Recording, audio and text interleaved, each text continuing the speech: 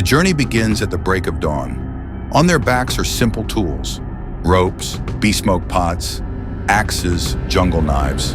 The same gear that has accompanied them through dozens of honey seasons.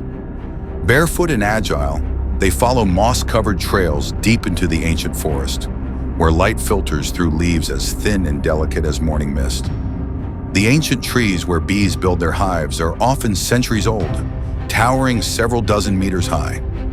The hives cling tightly to thick branches, hanging suspended in midair like nature's golden hammocks above the edge of an abyss. Just looking up is enough to make one dizzy, but for the honey hunters, fear is a luxury they cannot afford.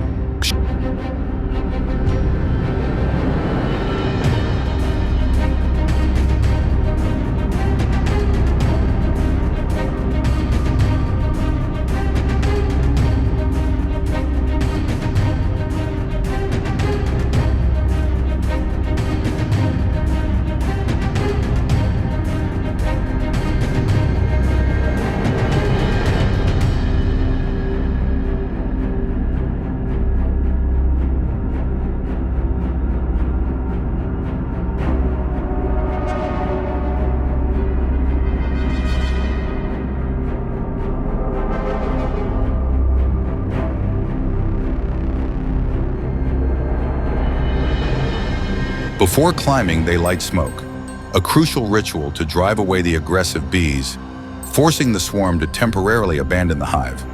The smoke not only protects the hunter from potentially deadly stings, but also prevents the bees from destroying their own hive or attacking the entire group below.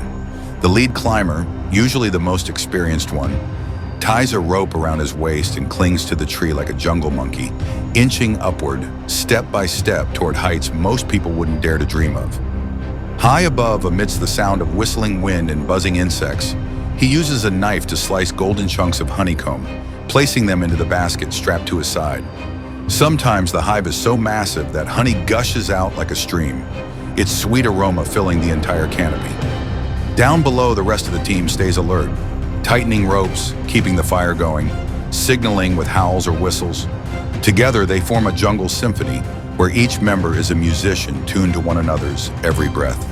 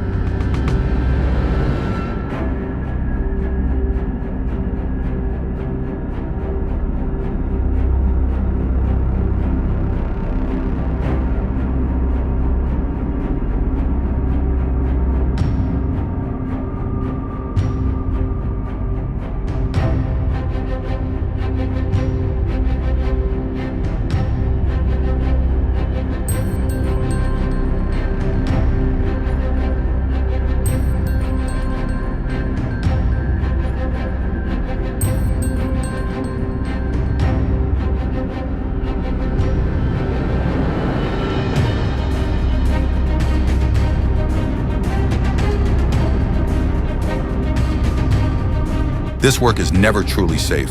One misstep, a broken branch, or an angry swarm of bees, any of these can end in disaster.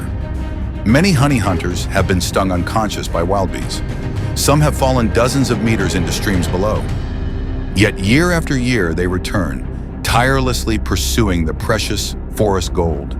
They do it for survival, for passion, for a craft that runs deep in their blood, and for a reason even more sacred: to preserve the legacy of their ancestors.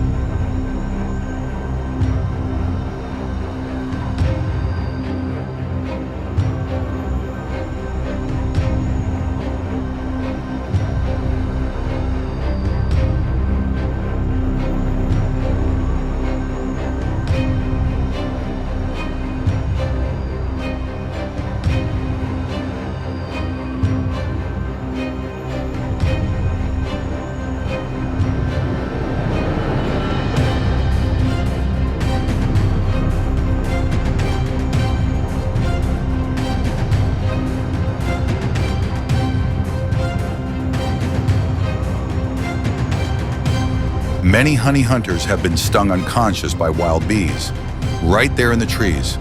Some have fallen from heights of dozens of meters into deep ravines or rocky streams, leaving behind their wives, their children, and the dreams of a lifetime. Sometimes just a single moment of distraction is enough for a life to be swept away like a dry leaf in the mountain wind.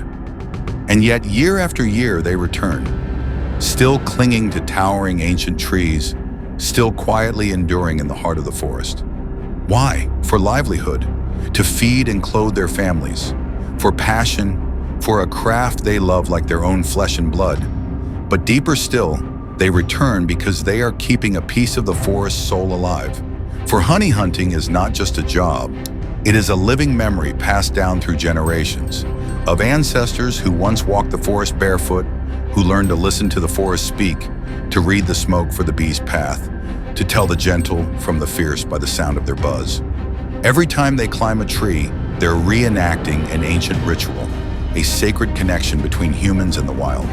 To preserve the craft of honey hunting is to preserve a part of their identity, not just their own, but that of the Central Highlands, the Central Provinces, and the deep border forests of Vietnam.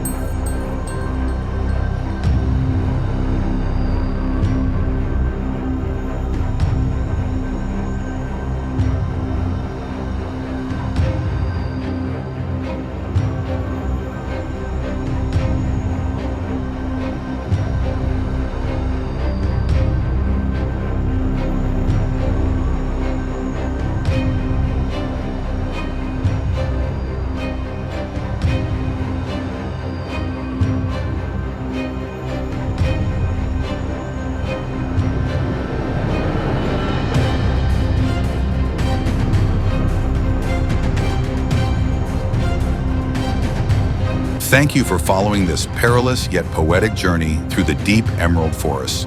If you believe this is a craft worth honoring, don't forget to like, subscribe, and share the video so more people can learn about these quiet souls who live with and protect the ancient woods. See you again on the next extraordinary adventure.